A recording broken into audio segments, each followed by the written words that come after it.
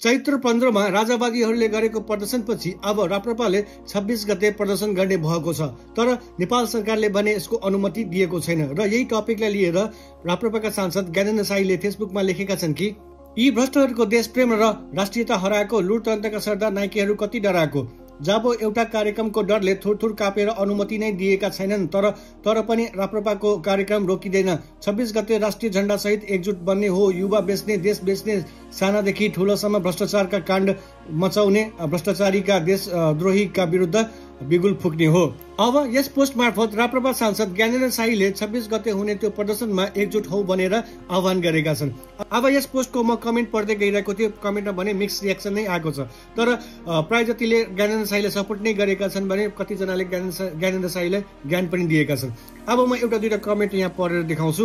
अब एकजना लेखेका छन् कि दाजु राजा चाहिँ तपाईँलाई मान्छौँ हामी, ज्ञानेन्द्र शाहलाई सहायक राजा कसो। सबै एकजुट हौ, राजा ल्याऊ, देश बचाऊ। देश बचाउने हो भने भ्रष्टाचारीलाई कारबाही गर्नुपर्छ। नेपाली जनता हो अब पनि यही व्यवस्थाको पछि लागिरहने हो भने नेपाल रहँदैन। यी नलायकहरूलाई सत्ताबाट निकाल्नै पर्छ। एकजुट बनाऊ। निरङ्कुश राजावादीहरू हो, सुन तिमीहरूको अस्तित्व अब एक सपना मात्रै हो। हामी गणतन्त्रवादी माओवादी शक्तिको एकै स्वरमा भन्न चाहन्छौ। जनताको सत्ता र सङ्घर्षका अगाडि तिमीहरूको राजसी स्वार्थ र सत्ताको पर्खालहरू हाम्रो क्रान्तिकारी अग्निको तापले जलेर खरानी हुनेछ। गणतन्त्र जिन्दाबाद, मण्डले राजतन्त्र मुर्दाबाद रे। सबैले हातमा खुकुरी लाठी भाला लिएर आउनु होला। साँच्चीकै तिमीहरूलाई राजा चाहिएको हो भने त्यो 14 जना सांसदहरूले राजीनामा दिएर रोडमा आउ त।